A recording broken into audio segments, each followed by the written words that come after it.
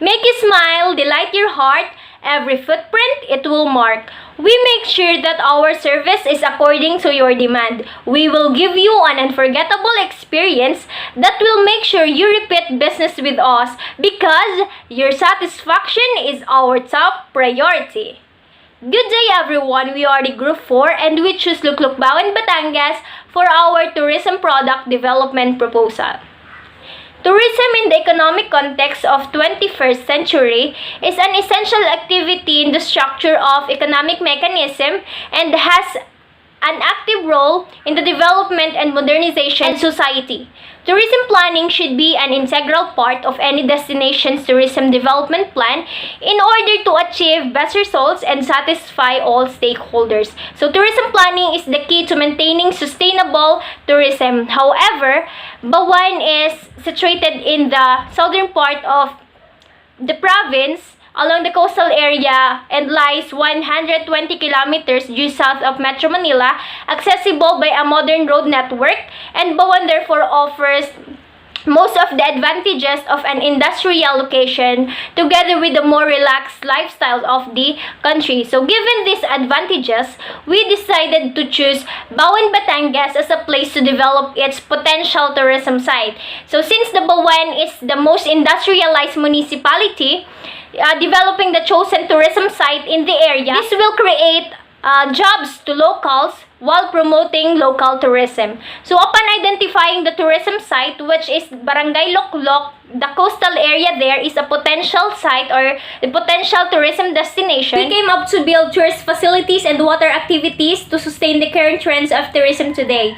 Resorts are already built in the area, so there are already lodging establishments for potential tourists. We listed the objectives of the plan here, and it aims to develop water activities and it will be established and integrated in the coastal areas of Barangay Loklok, Bawan, Batangas. And this tourism project aims to first is to provide extra tourist facilities and water activities in La Thalia Beach Resort in Luklok, Bawan, Batangas. Second is to promote domestic tourism in Luklok, Bawan, Batangas to increase tourism arrivals. Third is to encourage patriotism of residents of Luklok, Bawan, Batangas to support the local tourism. Fourth is to generate employment and higher income for the locality. And fifth is to analyze the previous tourism development for the future formulation of tourism policies. Next is the background of the chosen site. Here is the background of chosen site. History of Luklok, Bawan, Batangas.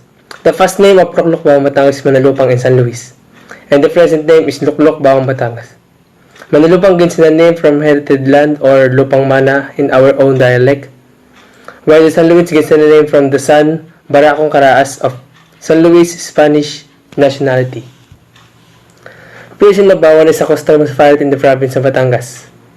This represents 3.39% of total population of Batangas province, or 0.63% of overall population of Calabarzon region.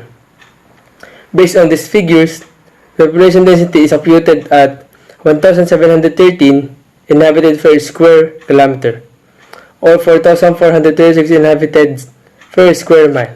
This is the land use of Bawan, Batangas, and it shows here the land resources and the types of the land use in the national economy. Now, let's proceed to the major industries in Bawan, Batangas. The major income sources of the municipalities lies in their industries, manufacturing, and services. The industries and manufacturing located in Bawan, Batangas are as follows. The first one is the TaskUs, Accenture, Emapta Versatile Service, and many more.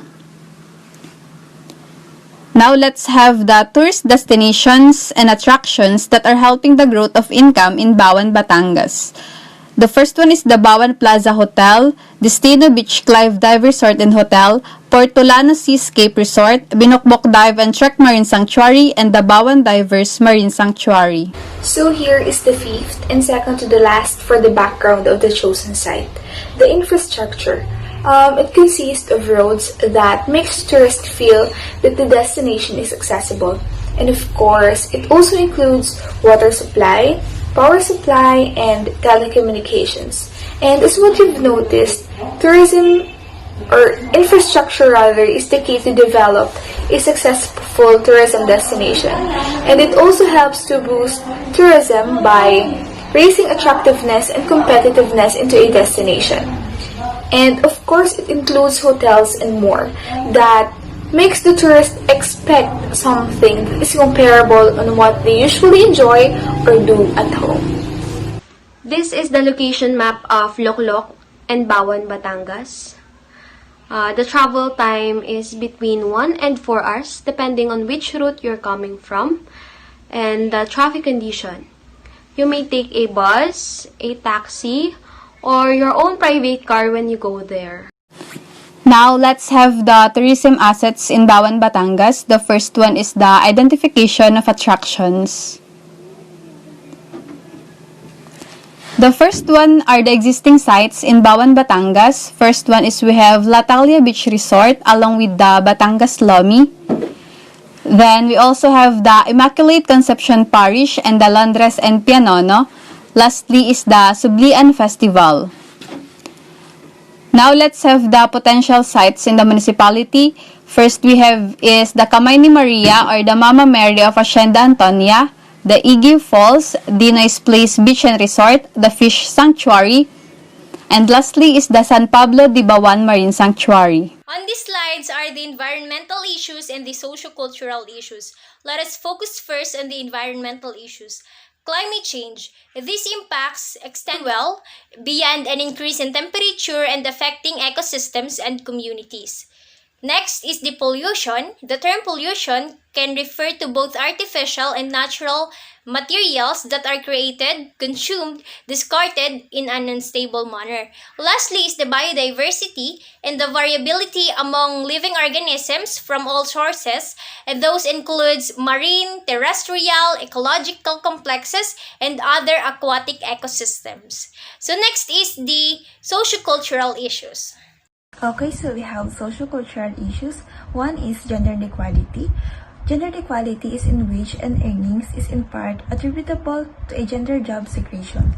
We also have poor leadership. It is lack of empathy, wishy-washy, out of balance, too bossy, and poor judge of character. We also have bullying. Bullying is when someone is picked on by a person or group. Bullies might make fun of people who they think that don't fit in. Bullies might make fun of others and for many things. So, if you're going to talk about target market, Bawan is a perfect place for that. Because in this proposal, we are not just targeting 1 or 2, but we are aiming for 7 target markets. And these includes family, honeymooners, adventurers, solo traveler, barcadas or friends, Gucci's or senior citizens, and of course our PWDs. These target markets have their own places when they visit Loklok specifically, especially those adventurers, solo traveler, and barcadas who wants to explore their water activities like diving to their beautiful marine sanctuary that is part of the center of the marine biodiversity. I just wanted to give highlight for our PWDs who wanted to enjoy or relax without worries, and we are also proposing some requirements for them to experience the same as the normal people do.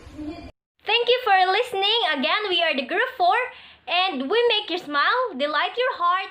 Every footprint, it will mark.